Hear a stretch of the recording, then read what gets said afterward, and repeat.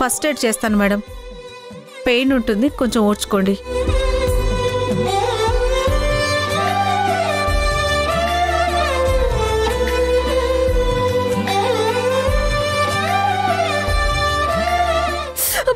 ఓరోరి దేవుడో ఎన్నెన్ని సితారాలు సేతావు నీ రాతలో, నీ సేతి బొమ్మల ఈ నేల మీద మేము ఆడాలి ఎన్ని ఆటలో. ఓరోరి దేవుడో ఎన్నెన్ని సితారాలు సేతావు నీ రాతలో, నీ సేతి బొమ్మల ఈ నేల మీద మేము ఆడాలి ఎన్ని ఆటలో.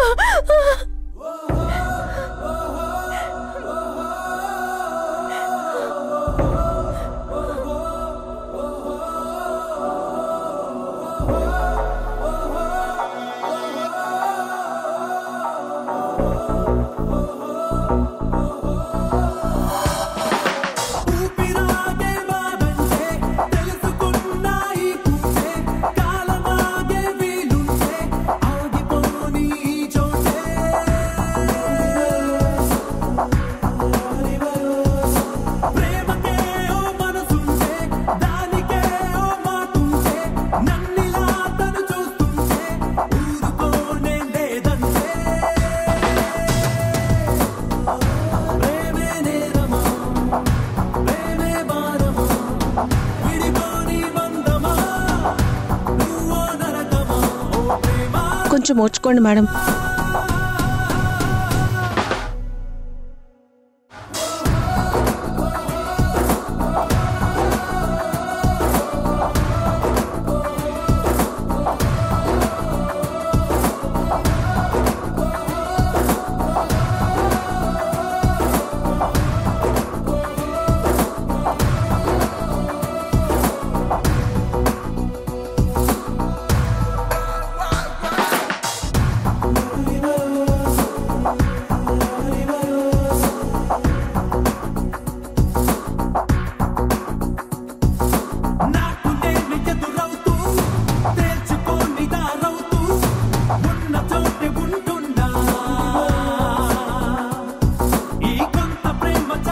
డ్రెస్సింగ్ అయిపోయింది మేడం.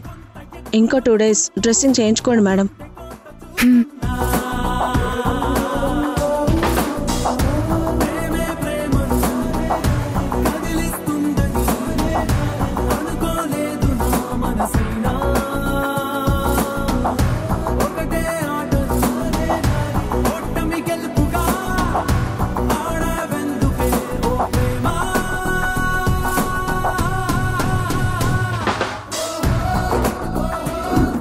ధ్రువకి నేనేదో కథ చెప్తాన్లే, తీసుకో బావానిచ్చింది.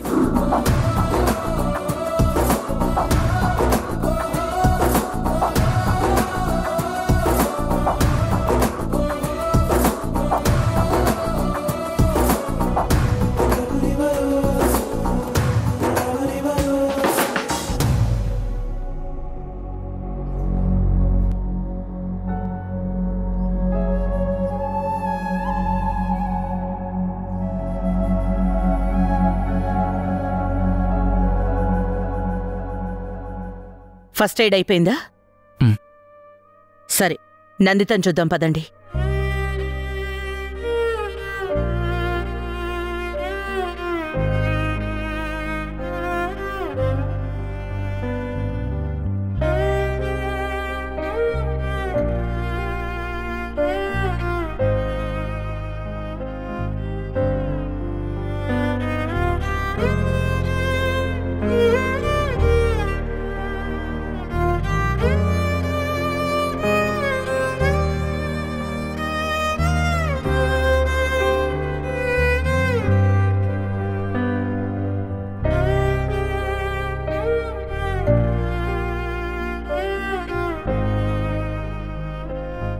అయ్యో, ఈరోజు వీళ్ళ జీవితంలో ముఖ్యమైన రోజు. నా వల్ల ఇలా ఇక్కడ హాస్పిటల్లో ఉండాల్సొచ్చిందా?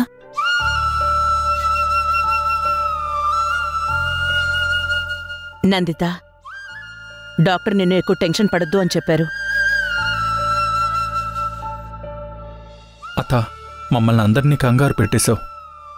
నీకు ఇంట్లో ఉండి బోర్ కొడితే చెప్పు, ఇంకెక్కడికైనా ప్లాన్ చేద్దాం. ఇలాంటి ప్లాన్స్ వద్దు. నందిత, జ్యూస్ ఏమైనా త్రాగుతావా?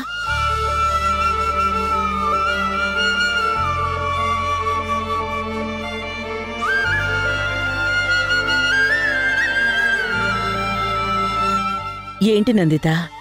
ఇంటికి వెళ్ళిపోదామంటున్నారు మేడం. మాకు సరదా చెప్పు నిన్నిక్కడికి తీసుకురావడం. అత్తకి ఈ లొకేషన్ నచ్చలేదేమో అమ్మా. ఈసారి ఇంకెక్కడికైనా ప్లాన్ చేద్దాం. చాలేరా. అవును, ఇంతకీ డాక్టర్ని డిశ్చార్జ్ గురించి అడగడం మర్చిపోయాను. నేను వెళ్ళి మాట్లాడొస్తాను, సరేనా? అమ్మా, నేను వస్తాను. అత్త, నువ్వింకేమీ టెన్షన్ పడకు. నిన్నింకొకసారి నేను ఈ హాస్పిటల్ బెడ్ మీద చూడకూడదు. పదమ్మా.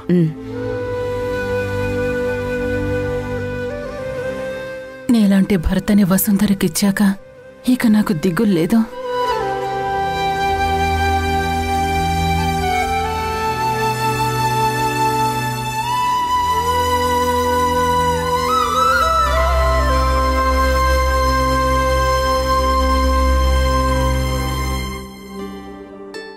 మీకోసం వచ్చే కంగారులో పగిలిన బాటిల్ మీద కాలు వేస్తే గుచ్చుకుందంటమ్మా. ఇప్పుడు బాగానే ఉందమ్మా. ఫస్ట్ ఎయిడ్ కూడా చేశారు.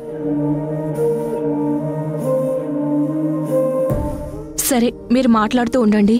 ఇంకొన్ని రిపోర్ట్స్ తీసుకోవాలి. నేను వెళ్ళి తీసుకొస్తాను.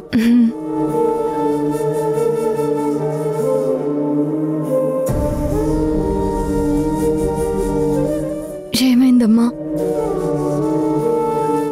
మీరే నాకున్న ఒకే ఒక ధైర్యం. మీకేదైనా జరిగితే నేను తట్టుకోలేను. ఇలా ఎప్పుడూ జరగలేదని డాక్టర్ చెప్పారు. ఇప్పుడెందుకు? నీ గురించి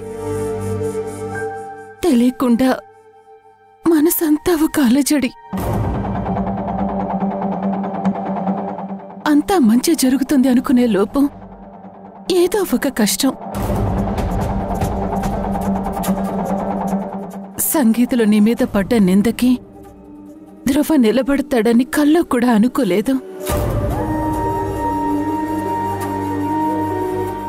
ఆ రోజు నా గుండె ఎంత వేగంగా కొట్టుకుందంటే ఆ బరువుని నేను మొయ్యలేకపోయాను. నువ్వు నిప్పుల కొలిమి దాటేటప్పుడు నీకేదైనా అవుతుందేమోనని నా ప్రాణం పోయింది. ఇంత దాటి పెళ్లిదాకా వచ్చావనుకుంటే నువ్వు మళ్ళీ కనిపించలేదు. నువ్వేవైపోయావో అన్న టెన్షన్తో నరాలన్నీ బిగుసుకుపోయాయి.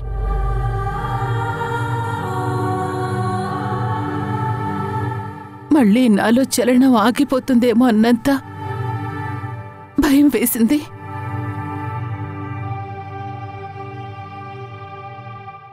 ఇప్పుడు నువ్వు సంతోషంగానే ఉన్నావుగా?